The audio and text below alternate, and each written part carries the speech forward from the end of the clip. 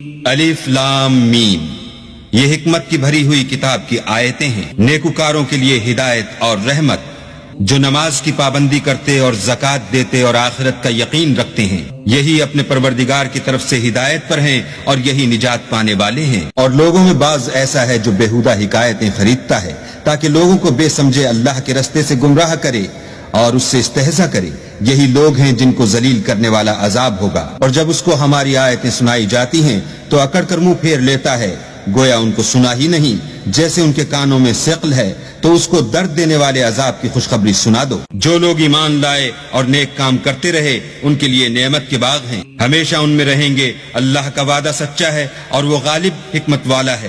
اسی نے آسمانوں کو ستونوں کے بغیر پیدا کیا جیسا کہ تم دیکھتے ہو، اور زمین پر پہاڑ بنا کر رکھ دیے تاکہ تم کو ہلا نہ دے، اور اس میں ہر طرح کے جانور پھیلا دیے، اور ہم ہی نے آسمان سے پانی نازل کیا، پھر اس میں ہر قسم کی نفیس چیزیں اگائیں۔ یہ تو اللہ کی پیدائش ہے، تو مجھے دکھاؤ کہ اللہ کے سوا جو لوگ ہیں انہوں نے کیا پیدا کیا ہے۔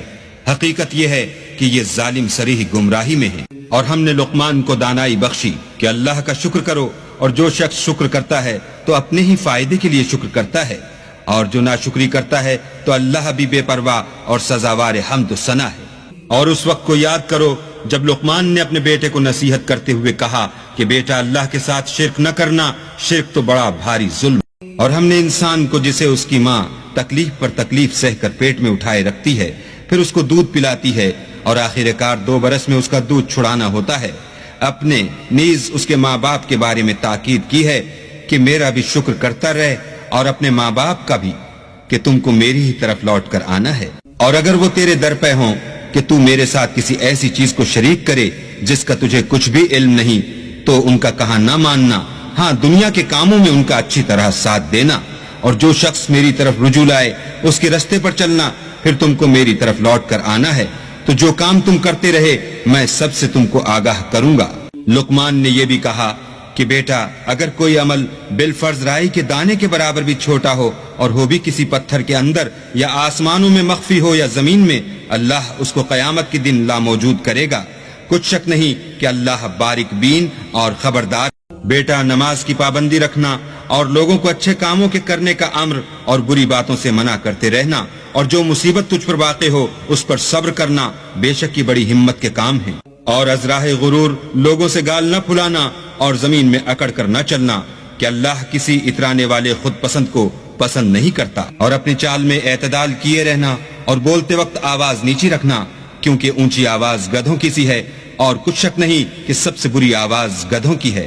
کیا تم نے نہیں دیکھا کہ جو کچھ آسمانوں میں اور جو کچھ زمین میں ہے سب کو اللہ نے تمہارے قابو میں کر دیا ہے، اور تم پر اپنی ظاہری اور باطنی نعمتیں پوری کر دی ہیں۔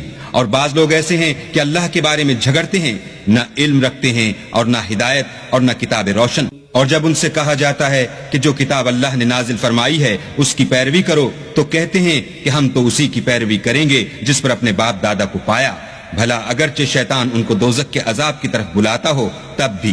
اور جو شخص اپنے تئیں اللہ کا فرما بردار کر دے اور نیکوکار بھی ہو، تو اس نے مضبوط دستاویز ہاتھ میں لے لی، اور سب کاموں کا انجام اللہ ہی کی طرف ہے۔ اور جو کفر کرے تو اس کا کفر تمہیں غمناک نہ کر دے، ان کو ہماری طرف لوٹ کر آنا ہے، پھر جو کام وہ کیا کرتے تھے ہم ان کو جتا دیں گے۔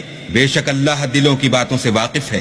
ہم ان کو تھوڑا سا فائدہ پہنچائیں گے، پھر عذاب شدید کی طرف مجبور کر کے لے جائیں گے۔ اور اگر تم ان سے پوچھو کہ آسمانوں اور زمین کو کس نے پیدا کیا، تو بول اٹھیں گے کہ اللہ نے۔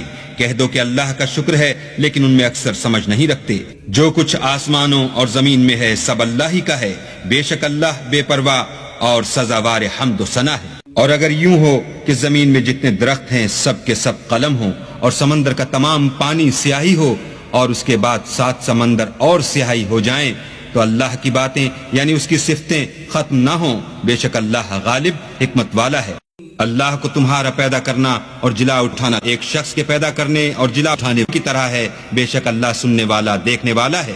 کیا تم نے نہیں دیکھا کہ اللہ ہی رات کو دن میں داخل کرتا ہے، اور وہی دن کو رات میں داخل کرتا ہے، اور اسی نے سورج اور چاند کو تمہارے زیر فرمان کر رکھا ہے، ہر ایک ایک وقت مقرر تک چل رہا ہے، اور یہ کہ اللہ تمہارے سب اعمال سے خبردار ہے۔ یہ اس لیے کہ اللہ کی ذات برحق ہے، اور جن کو یہ لوگ اللہ کے سوا پکارتے ہیں وہ لغو ہیں، اور یہ کہ اللہ ہی عالی رتبہ اور گرامی قدر ہے۔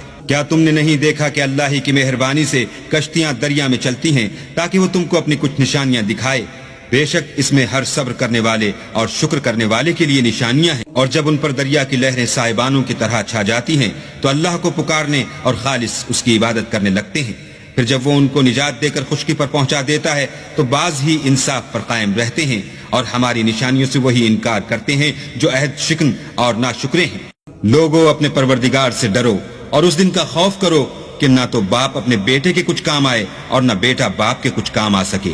بے شک اللہ کا وعدہ سچا ہے، پس دنیا کی زندگی تم کو دھوکے میں نہ ڈال دے، اور نہ فریب دینے والا شیطان تمہیں اللہ کے بارے میں کسی طرح کا فریب دے۔ اللہ ہی کو قیامت کا علم ہے، اور وہی میں برساتا ہے، اور وہی حاملہ کے پیٹ کی چیزوں کو جانتا ہے کہ نر ہے یا مادہ، اور کوئی شخص نہیں جانتا کہ وہ کل کیا کام کرے گا، اور کوئی متنفس نہیں جانتا کہ کس سرزمین میں اسے موت آئے گی۔